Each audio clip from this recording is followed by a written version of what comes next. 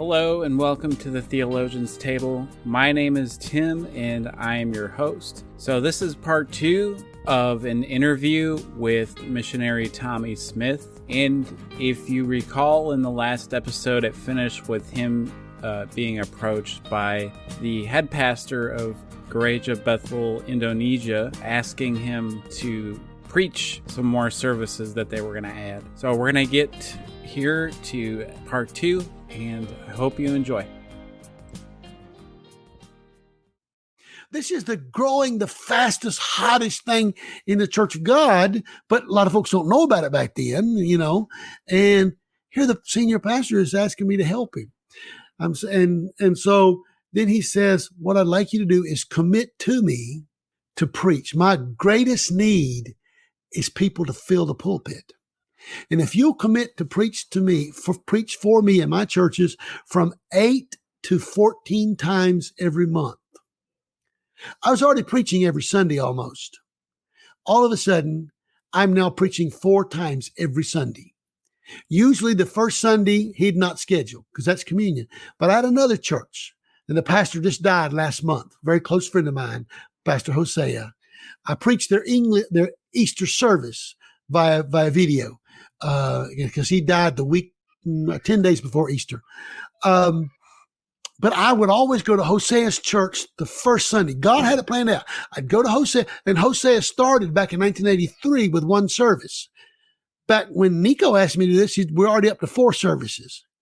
So I would preach the first Sunday at Hosea's church in Chimangis, Gereja Bethel, Indonesia, Alpha Omega, and I would preach the same sermon all 4 times.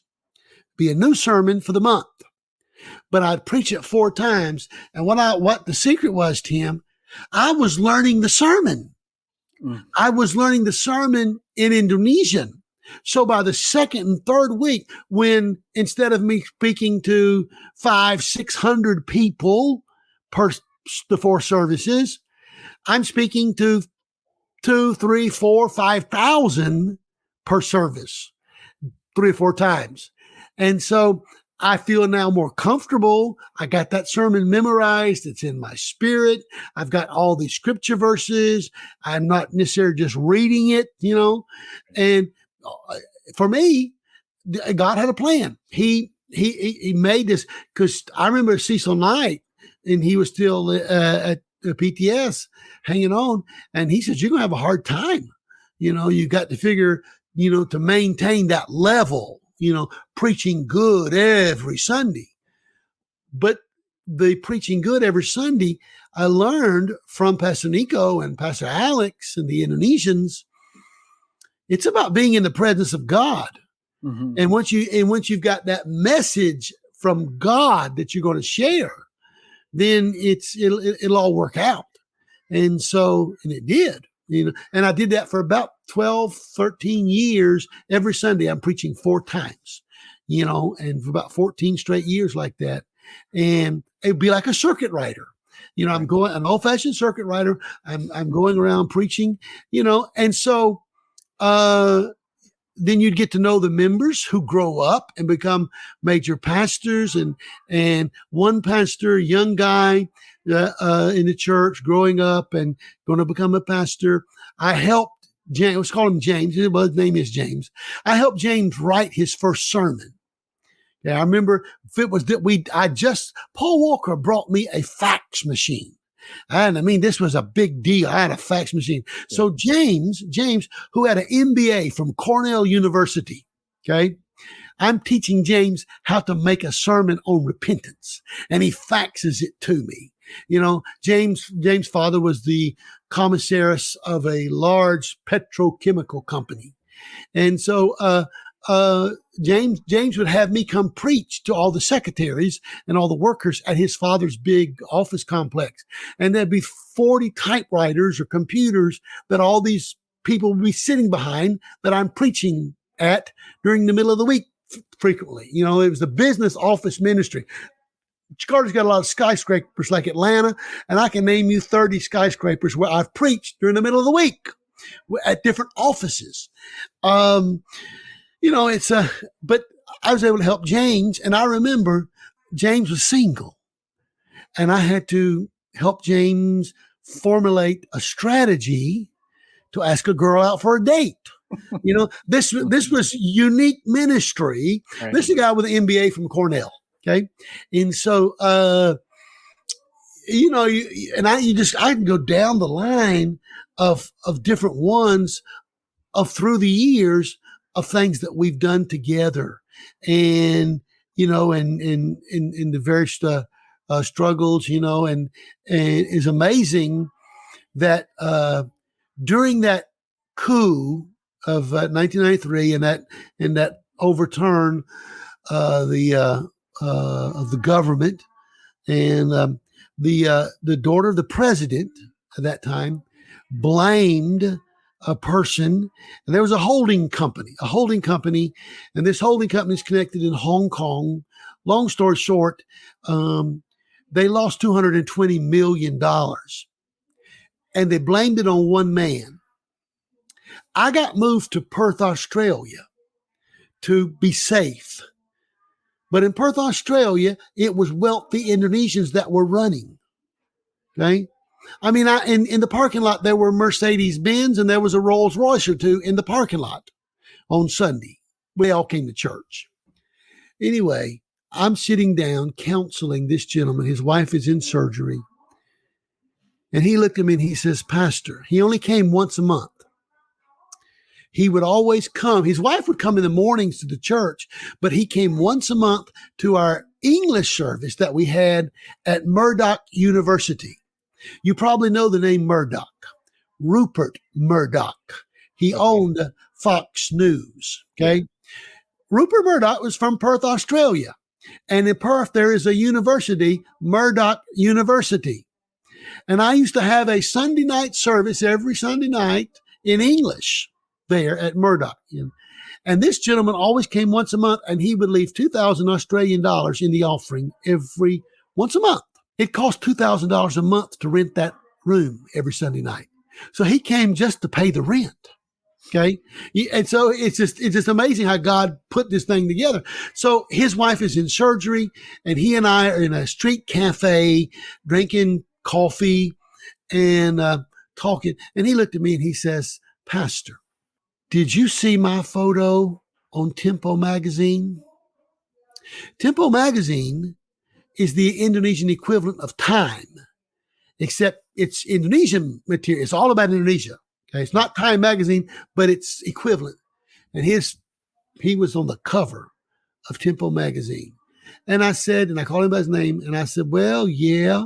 I didn't want to tell him that in the stack of my magazines, that I have in the bathroom for reading material and stuff, I had that magazine, and I prayed about it a lot because he was the gentleman that they were blaming for the $220 million loss. Mm. And he told me, he says, we're close to having my name cleared. It's amazing, Tim, that because I was obedient, took that year off and prayed. I was obedient when God said, go to Indonesia. If you take a globe and you stick a pencil through Savannah, Georgia, and you pull it out, imaginary globe, it's going to be in Indonesia. If you read Khan's book, Like a Mighty Army, he talks about Indonesia and America being exact opposites, and it is 12 hours difference, daylight and dark. It's night there and day here, reverse like that. If I wouldn't have taken that step, none of this would have happened. Mm-hmm. None of this would have happened. If I didn't pray in Puerto Rico, God, I want to do that.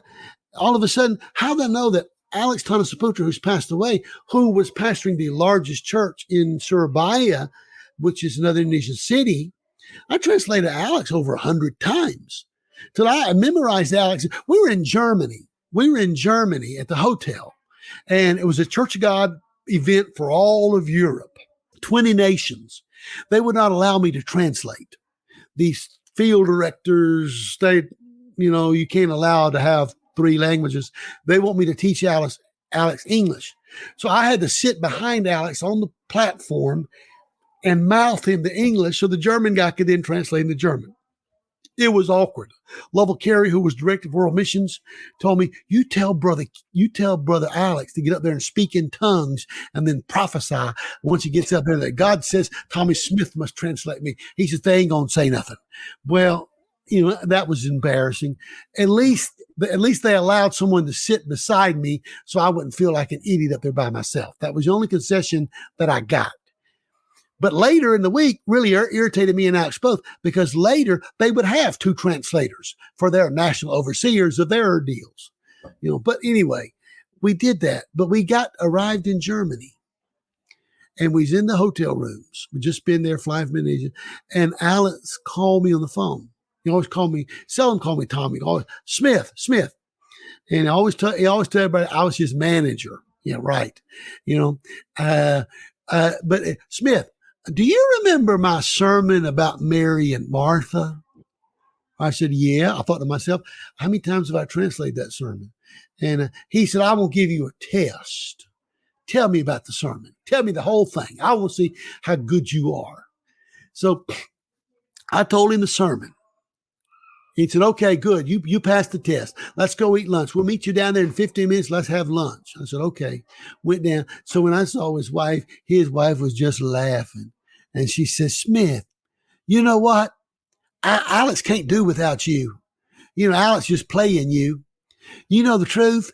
He left his sermon notebook in Surabaya, and if you hadn't memorized his sermon, he didn't know what he's going to preach tonight. Good thing, because when you gave him that sermon, he was writing it all down as you was giving it to him. Though we had great services, and God, none of that would have happened. Mm-hmm. I think that I translated Alex and Niko both on one trip to Jerusalem many years ago. It was the Embassy of Jerusalem, the Christian Embassy of Jerusalem had some kind of event, and I would translate both Pastor Alex and Pastor Niko. This is one of the very first times I ever translated Pastor Niko.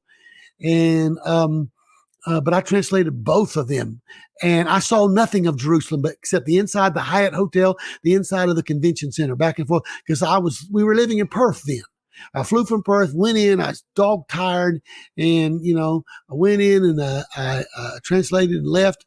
I didn't even buy my wife. I had one of the ladies go to the exposition hall. I gave her some money. I said, go buy my wife a necklace, get me a nice necklace I can take some, but I saw nothing, and I said, it's not fair for me to see something and Poppy didn't get to see anything. And I had to get back anyway. But that would never happen. And since then, been in Jerusalem, translated Empire 21 in Jerusalem for Pastor Niko. That was on Daystar Television. That was on TBN. That was on TBN, but people were running to the altar. And this was in the New Jerusalem. I can't say the name of the hall, can't pronounce it, but it was in their new big convention center. We had over 7,000 people. Billy Wilson, who's now the president of Oral Roberts University, Billy told me that was more people gathered in Jerusalem, more Christians gathered in Jerusalem than had been there since Pentecost. Wow. But I remember we had all kinds of people running to the altar that night. Planet Shakers did the praise and worship before Pastor Niko spoke. I didn't even know who Planet Shakers was at that time. And, but then he spoke and we had this great, service. It would not have happened, Tim, would not have happened had I not been obedient all those many years before. And as Pastor Niko is now announcing to them the third Pentecost. I'm looking at you, but I'm looking as if I was preaching or translating Pastor Niko, and I'm looking off to my right. And I saw the general overseer of the Church of God. It was Mark Williams then. And I saw the general superintendent of the Assemblies of God in America, the head of the Assemblies of God worldwide. And then I saw the Pentecostal holiness guy. They were all like 1, 2, 3, 4. They were sitting a row apart from each other. There was Marcerello down there. Cindy Jacobs, the prophetic lady, was there. And I'm looking at all these, these big names. And it was, but God allowed me to have that. That's because of obedience and that prayer when I heard Victor preach. So the next morning, The next morning after it's over, great service, I'm fixing to get on the elevator, but a short lady, elder lady is getting off. And she says to me, young man. When anybody says young man to you, or it's the older person speaking to you. And she said, oh, you blessed me last night. You did wonderful. And she said, oh, and that Pastor Niko, wow. That's just, great. And I'm shell shocked. And I look back at this lady and I said, thank you. I said, and it was Marilyn Hickey. And I said, well, thank you so much. Coming from you, that means a whole lot to me, because I've read your books and I've preached your stuff for years. Really, for me, that really means a lot. Mm-hmm. And it did. But during that week, we would be on TBN. The TBN studios and the Daystar studios are right next to each other, two separate buildings, but right, you can look from one patio outdoor to the patio next door. So on 2 different days we were there. Marcus Lamb did his stuff, but now I went to Lee with Marcus Lamb. So, I translated Pastor Niko, and of course, Marcus and I had our own little conversation. He had 2 guests on there, Pastor Niko. I was just a translator, but Marcus and I knew each other, and being both from Georgia, we had our own little reunion together. But Jensen Franklin was the other guest with Marcus that day. And so, but then 2 days later or 3 days later on Sunday, it was Pentecost Sunday, actually the day we recorded it, because Marcus' program was live that night. I never watched it. It was live in Israel and in America, because Daystar is owned all over Israel. Yeah. And Pastor Welyar, the music pastor, and Pastor Welyar is also got a couple branches of Niko's church that he pastors. Welyar called me at like 11:30 at night and said, we're starting in 5 minutes. It's channel so-and-so. I said, okay, in the hotel. And then I fell right back asleep because we, exhausted. But 3 days later, we did TBN, and I met the TBN folks that were super nice, so I didn't think, because some people think they're proud, but they were just, that blonde-headed lady, not the mother and the father that died, but the younger couple who's now in charge. These were they're down-to-earth people, and we had a great time with them. And Pastor Niko shared the gospel. He shared the gospel. Of course, I translated, and, we just got to believe that people receive Christ. None of this, Tim, happens if I don't go to Indonesia, follow that call, if I don't go on that 3-day fast, all these steps, if I don't go to language school and don't preach for a year, give up preaching for an entire year so you can learn the language so you can preach. And God said, you do that, then you're going to have so many opportunities. A month ago, I preached 3 times from right here in Canton. I was preaching in Cambodia and Indonesia. I was preaching at 2 different churches in Indonesia via YouTube at the same time. I'm preaching 3 different sermons, all going on at the same time. And 1 was live and 2 were, on tape. None of this happened, if it wouldn't have been. So that's why you asked for advice for young missionaries. I'm giving this advice to Tim as a young minister.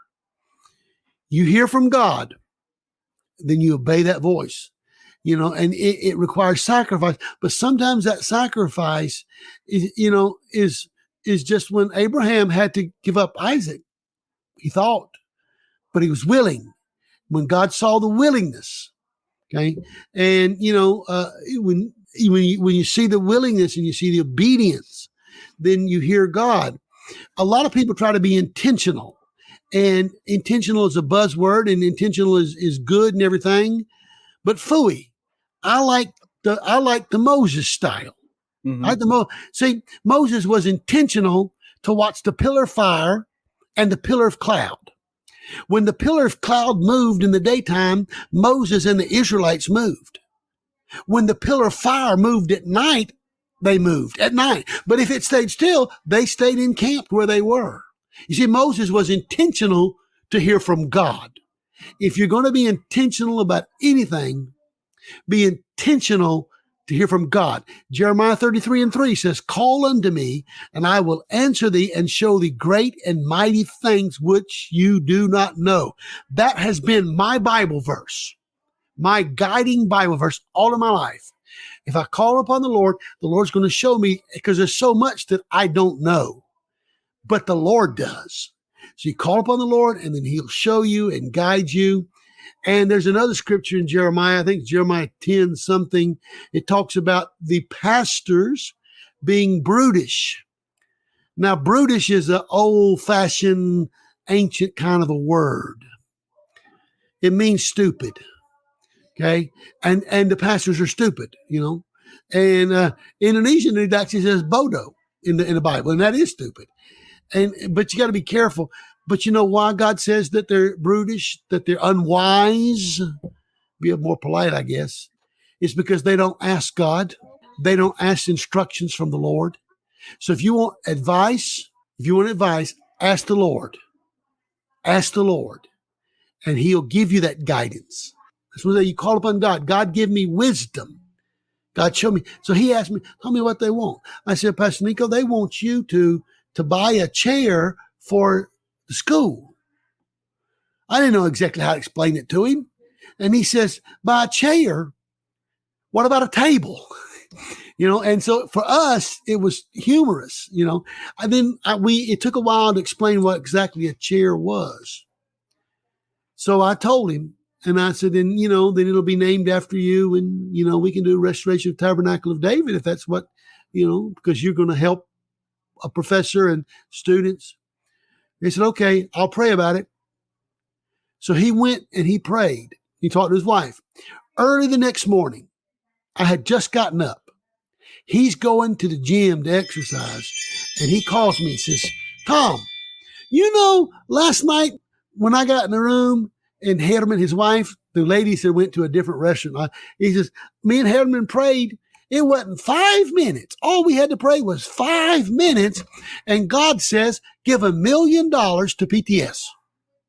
So just call Mark Williams, the general overseer, and call Steve Land. Tell him I'm going to give $1 million, and we're going to do it like this.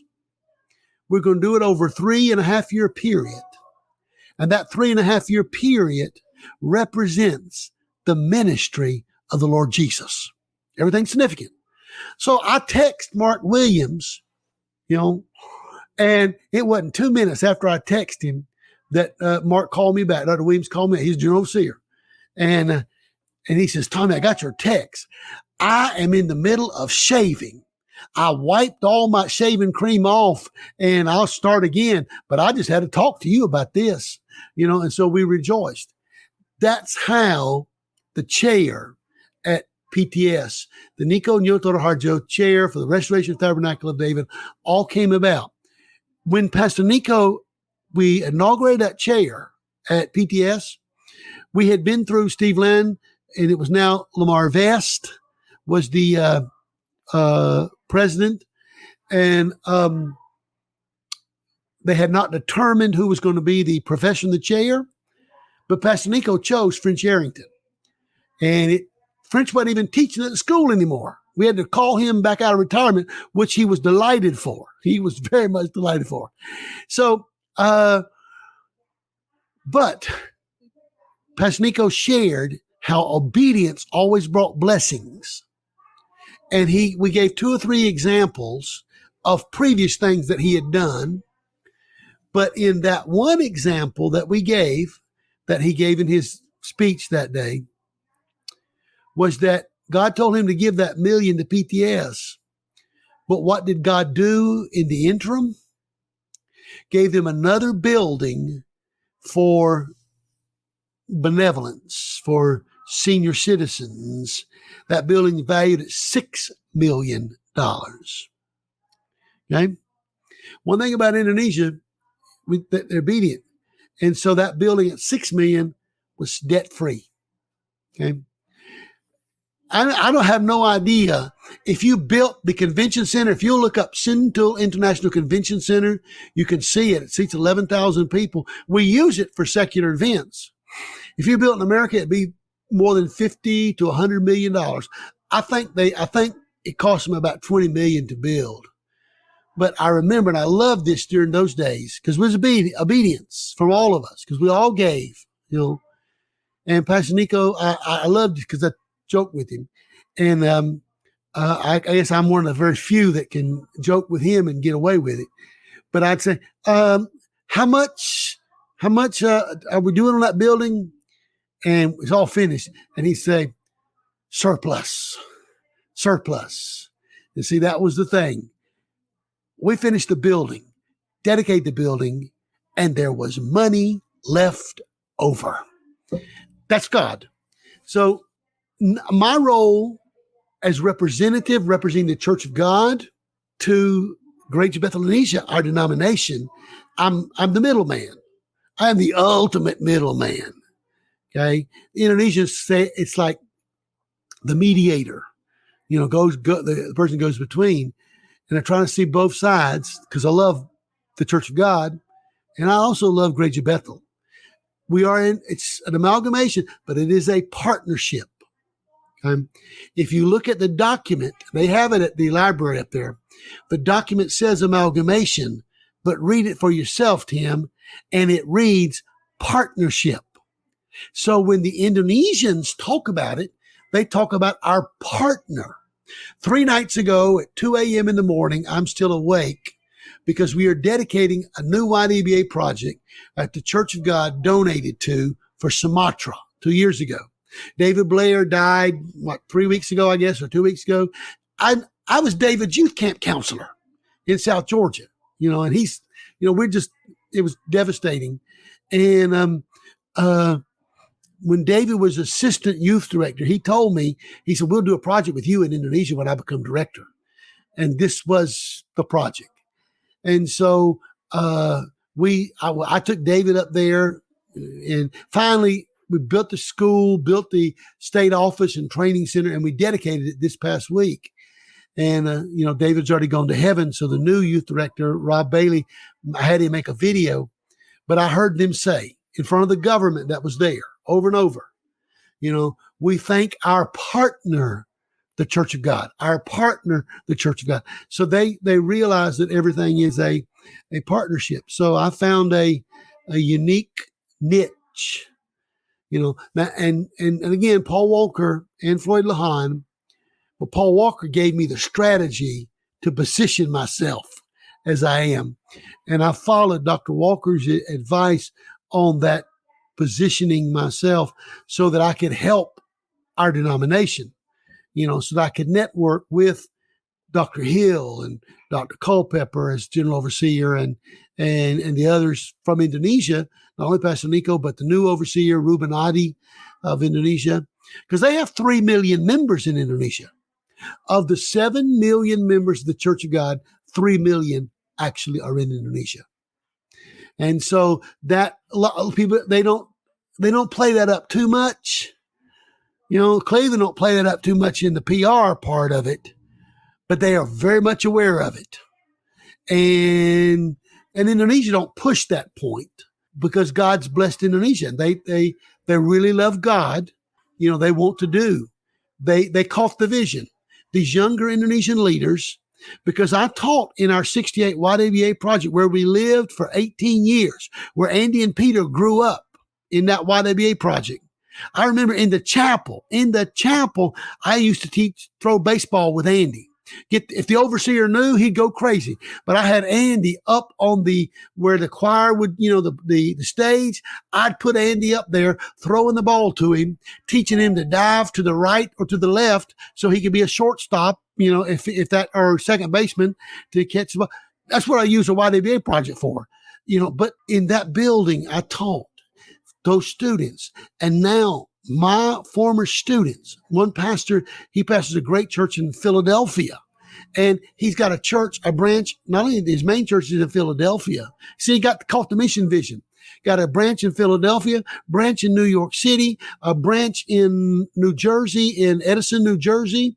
Got a branch in Columbus, Ohio, and got a branch in Tulsa, Oklahoma. Okay.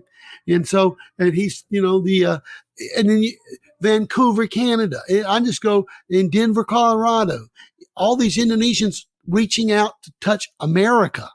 And my former students or they either didn't go to the Bible school or they were in Pastor Niko's church.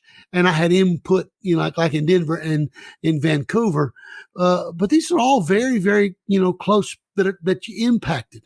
But then several of the churches in Indonesia that are up and growing are my former students, and now they got their own kids are in the ministry.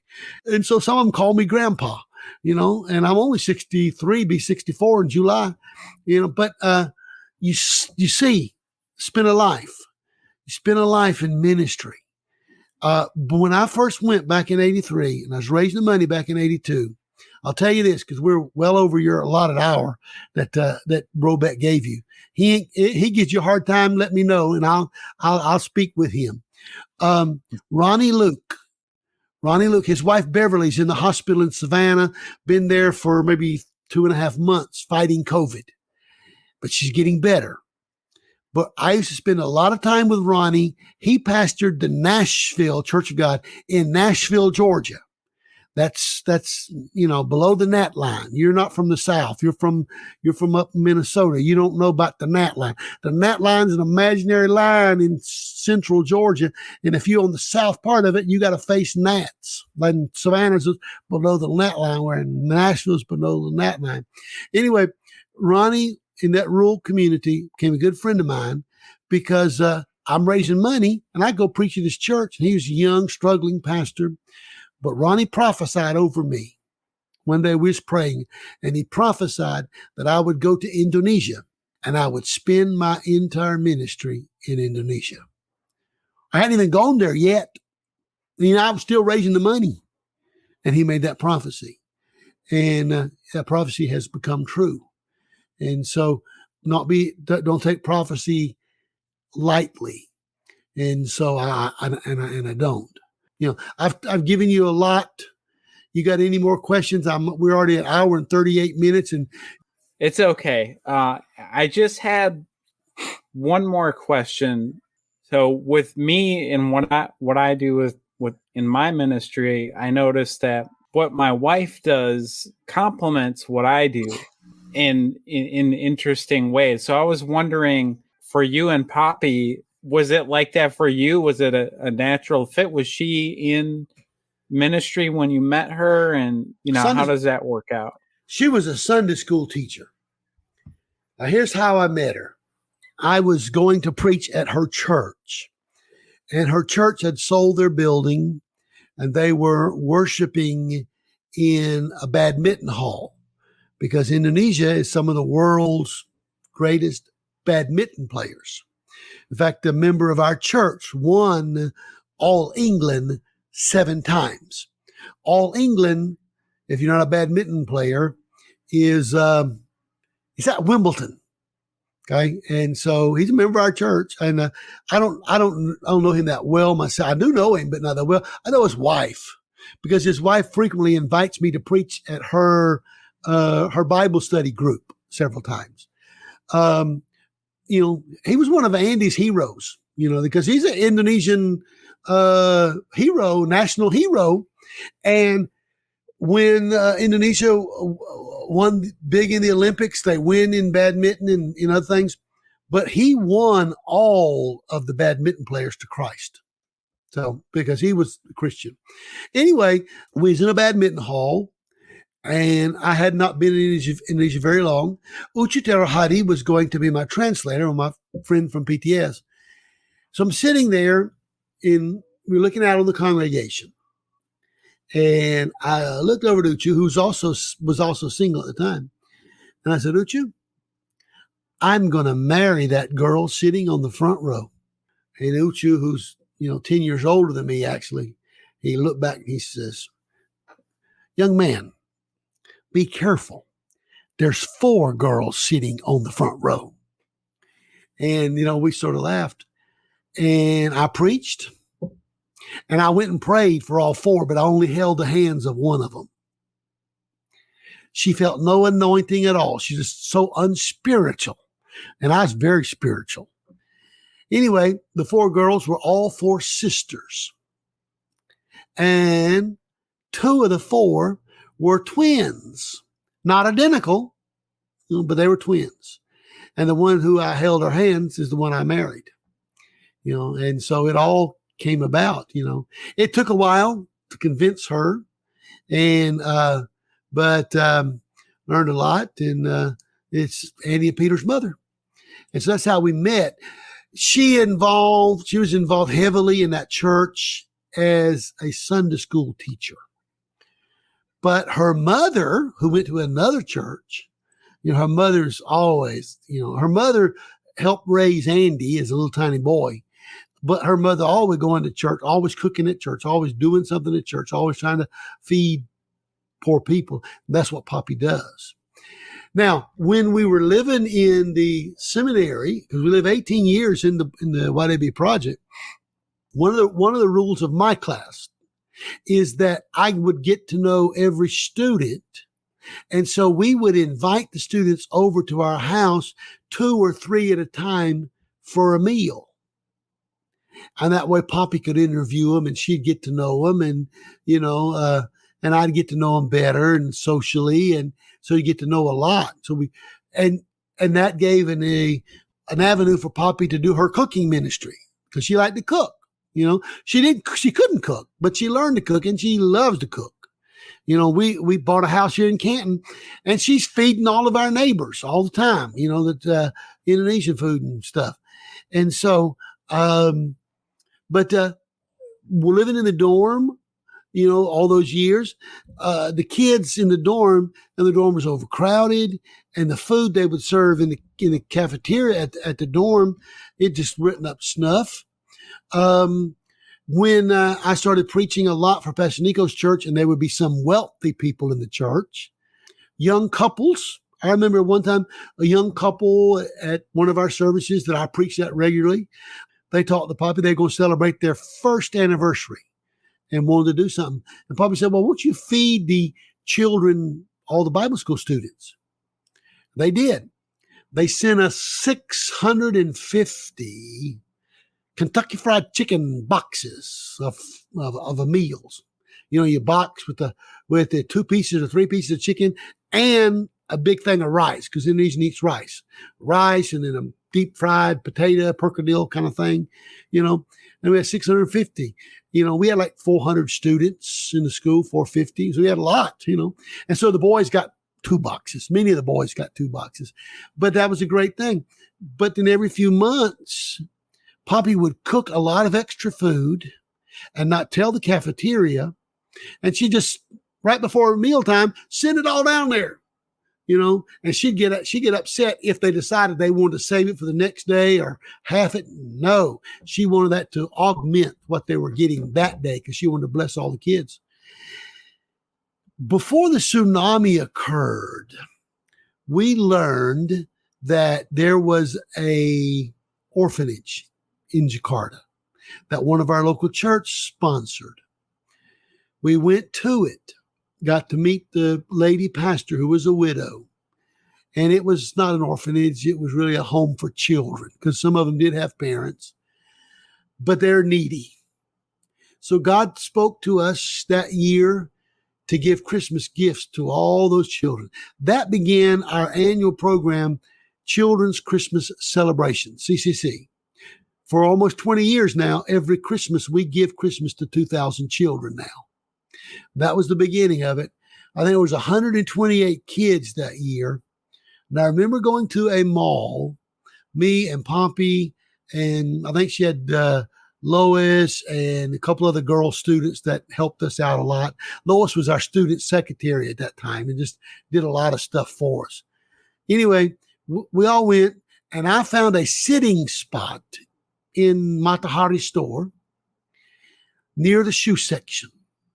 And I watched the shoes grow up around me because they would find what they had done is they had taken a broom the school had, and they had measured all the children in the orphanage there in a home for children, had measured their feet with the strands of the broom.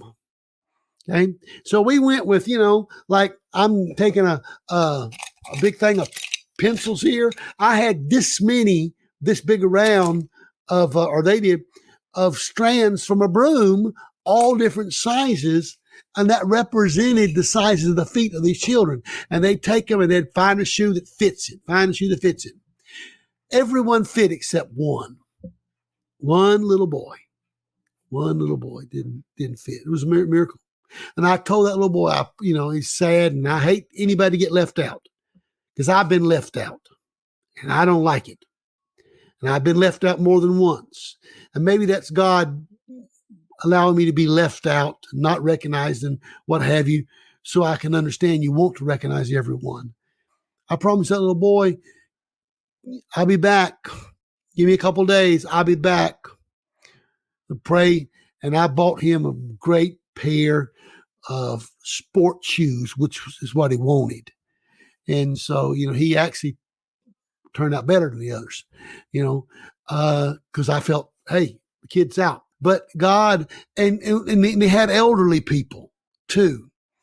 And I remember one man who was, I don't know, dementia, Alzheimer's, he wasn't all there, but he told me that he graduated from Oxford.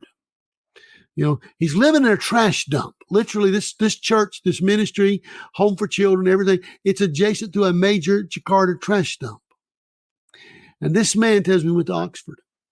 We gave him beautiful slip-on shoes. And he sat in a chair and put the shoes on and then stuck his feet out. You can't see me, but I'm sticking my feet out now. And he looked down at the shoes and just wept. And he said to me, now I have a pair of shoes worthy to wear for worship.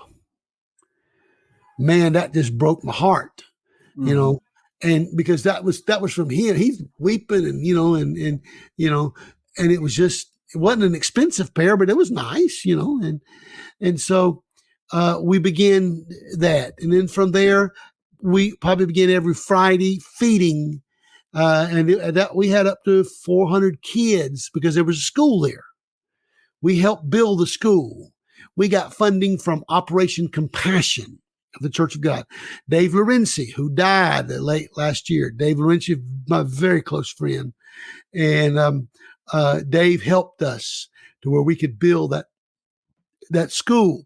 But every Friday, well, actually, Poppy would start on Wednesday nights and prepare all day Thursday.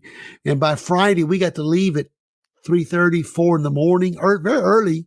It's not too far, but it's traffic because it's near the port. And there's all kinds of big cargo trucks, for us to get there, by 6:30 in the morning so all the kids can have a meal. And this is where we started Poppy's Kitchen. And see, Poppy's Kitchen involves the head, heart, and the stomach. And you got to feed that stomach. And this would be the best meal most of these kids in the trash dump would get all week. So you feed that stomach. And this is how God told Poppy to break the cycle of poverty. Head, heart, stomach. You feed these poor, hungry kids. But before you do the feeding, we had a chapel service. And Poppy made this rule, but I knew she wouldn't keep it, but they didn't know that. Yeah, if you don't come to chapel, you don't get to eat. Okay. All of a sudden, chapel attendance doubled, because they thought she would enforce it. And she would have. But if a hungry kid came along, she'd have, made an exception. But it doubled. We have a chapel service. The gospel would be preached. They'd worship, they'd sing. She'd feed them. Then they go to school. Head, heart, stomach. It takes those three elements to be able to break the cycle of poverty. Years later, I pulled into a gas station to gas up my car. In Indonesia, they still have full service. That's all they got. They always, the attendants. And the little girl, was a girl, she couldn't have been 20 years old, 19, 20 years old. And she looked at me and she says, this is about 6 years ago, I guess, you're Poppy Smith's husband, aren't you? I'm telling you, I preach in some of the biggest churches in Indonesia. I travel, I do this, I do that, and whatever, I'm a little bit well known, not super well known, but a little bit well known. I did have a television program for a long time, for 5 or 6 years. You're Poppy Smith's husband. And I said, well, yes, I am. And then she says, I'm from Kampong Sawa. Oh, she didn't say anymore. I understood. And she says, Miss Poppy always came every week to feed us. She'd bring us food, and she began to, praise, all that my wife had done. And, it was really good for me to hear, and it was good, but the thing is, she said, but look at me now. I was able to graduate school. And this is the kicker. I have a job. She was working at a gas station pumping gas. I have a job. She saw that as so important that she could get a job at the Pertamina gas station pumping gas. Why? Because in that neighborhood where she grew up, that school, all the children were below the poverty line. They had no education or low education, and the parents were worse off. Most of the parents were trash collectors because it was adjacent, a huge trash dump. Now, Tim, what they would do, they would pull a cart around the city collecting people's trash that they would sort and salvage to see if anything could be salvaged. And she says, now I got a job. That's head, heart, and stomach. And that's how you break the cycle of poverty. So this is Poppy's ministry. Now we have 14 Poppy's Kitchen locations. In most of them now we've moved from the city to rural areas where they're even more poor. And Poppy now mentors. My former Bible school students, most of them, have their own ministries, and Poppy mentors their wife, and they operate our feeding programs. Of course, we have to fund the feeding programs, but we're funding these weekly feeding programs, and it's amazing because a lot of these kids will go visit, especially at Christmas time, because we do the Christmas children's celebrations. We have like 14 celebrations, and so we'll go to these different places, these different remote villages, and you'll see some 4-year-old, 5-year-old child get up and pray for Poppy and Tommy Smith. They know our name. This little kid, they're all praying for us. And then in the kindergartens and the preschools, they teach them to memorize scripture. I went to one place and they quoted so much scripture, I was embarrassed because these kids knew more scripture than I knew. I mean, they just, they knew everything. And they don't have Bibles. And so I was able to, and I try to give away 500 Bibles every year, And so that's just, a side thing that I like to do is to share the word of God. So I'll buy all kinds of reference Bibles and different kinds, but the Indonesian Bible, I'm going to put the first Bible that these kids own in their hands. If you're obedient to God and you go back to Jeremiah 33 verse 3, call unto me and I will answer thee and show thee great and mighty things which you do not know. Then God will tell you what you got to do and why you may not know why, but God said it. So, I'm going to do it. I'm going to follow it. And then God will show you a way. And, that's what he did. Supporting Poppy's ministry. Yes. I always raising money. The cyclone hit Sumba and we've been talking to the folks in Sumba. COVID is in different parts of our areas. These are our kids. I'm the one who named it Poppy's Kitchen, to honor her. But, she directs it. I just try to raise money for it, but I go. Oh yes, I go and take photos with the kids and at Christmas time I'll sit and hand out presents and I pray because at every one of the children's Christmas celebrations, somebody's got to preach. You got to preach to children. And so, sometimes we'll have a special programs with people really gifted in children's ministry. One time we had a Sunday school teacher from Jakarta who was a balloon expert. Man, she made the cross. She put Jesus on the cross. She put the crown of thorns in his head. She put the spikes in his hands. And this is lifestyle. I mean, life size all the balloons. Wow. And really wow, gifted and to share the gospel. And so we do this to really touch all these kids.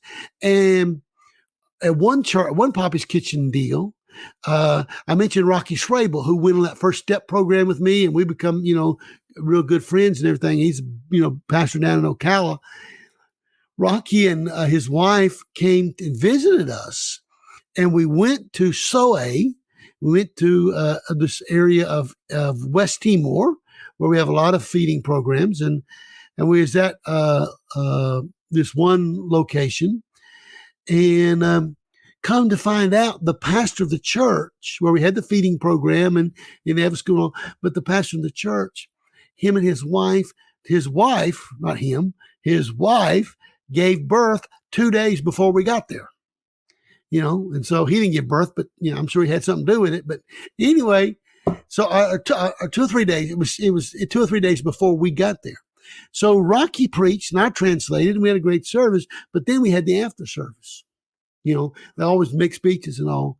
So they bring the infant baby and give me this infant baby. And the pastor says, we would like you to pray for the baby. And would you name the baby? Because we haven't given the baby a name. Little boy. Oh, that's a great honor, but you put it on the spot, because the name signifies something, Man, I think so. I turned around and put the microphone down, people hear it and all, and I'm talking to Rocky. I said, Rocky, you ain't gonna believe this. This is the newborn baby. It's only 3 days old here. And this is the pastor's first child. It's a boy. Oh, wonderful. I said, no. They want me and you to name the baby. So I come up with this name. And they loved it. We named it after me and Rocky. And so we called the baby Rocky Tommy. And when I announced Rocky Tommy, the whole, there's probably 350 people crammed in this little tiny building, from all over the village and the next village and the next village. And, they all clapped, because they like to have a Western name, So Rocky Tommy, we held the baby up and prayed. And you have all kind of unique things, but it doesn't happen if you don't listen. And when God speaks, have faith to obey, and then God will do. Pastor Niko's favorite verses from Corinthians: "What eyes haven't seen, ears haven't heard, what's never been conceived in the heart of man, God's prepared for those who loved Him." That happens. That happens when you listen, you hear, and you obey. Then and it's not over. It's not. We're going to go back to Indonesia, Lord willing, in June. I'm praying that we get back in June, and next week we get the COVID second shot, and but I'm praying that we'll be able to go back in June. But all our churches are still closed. That was the thing. 2019 was the year of a new dimension. Every year, the Church in Indonesia has a theme for the year that they receive from the Lord. 2020 was the year of a new dimension. And so we thought that was going to be greater crusades and all kind. It turned out a new dimension was YouTube and Facebook Live, and all our churches had to be closed, and because Indonesia, it was work at home, study at home, stay at home, worship at home. That was the government rule. And so YouTube channel, most of our big churches have their own YouTube channel, and it's a new dimension. But 2021 is the year of integrity. And so I'm preaching. Peter recorded me on Saturday morning. I ain't finished the sermon yet, but I'm preaching about integrity, something like that. And I believe that the 2 years are connected, because God said a new dimension to complete the Great Commission, a new way. Who would have, because you can't, Indonesians would not go into a church. But now, through YouTube, Facebook Live, and other things, we're actually taking the gospel into their homes, on their tablets, on their computers, on their telephones, and so we're taking it, and that way a non-believer doesn't feel intimidated because nobody else knows what he's watching. It just opened up all kind of doors, new dimension. But then this year, when God said the year of integrity, I prayed about this, and the Lord said they're connected. The Lord said to me, we're going to finish the Great Commission. That's what I've called you for, and others. But those that are going to complete the Great Commission must live in holiness, must live lives of integrity, must walk worthy of me. So I think it's, really important. And, when it's all said and done, it's all over, the church is going to be, and to be real honest with you, in the last 12 months, I have lost 50 friends in the ministry. And these are pastors, associate pastors, music directors.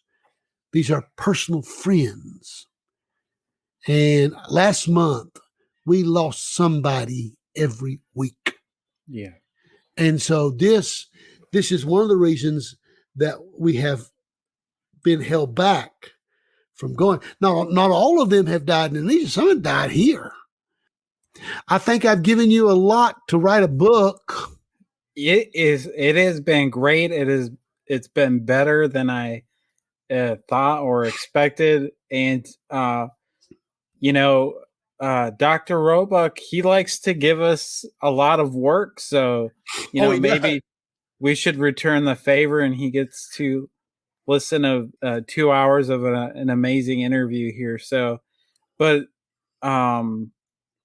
what you said about obedience and how you laced that throughout the whole entire interview, and the fact that this is going to be available for future ministers, future missionaries, because it'll be available at the Dixon Center. I think that this is going to impact a lot of people down the line, and in your contributions is going to impact the future of the Church of God. And so I really appreciate you giving me the time to do this and sharing all of your stories and your testimonies. So, well, I certainly appreciate the opportunity and honored and okay. I think we've done it, and so I'll let you go, and unless you got anything else, and I appreciate this, and let me know about that A. I want to thank Tommy Smith again for allowing me to share this interview, and I hope you enjoyed it, and I hope that it blesses you. Join me again in a couple weeks when I do an interview with a secular pro-life activist. That ought to be pretty interesting, and I can't wait to share it. But until then, God bless and keep learning.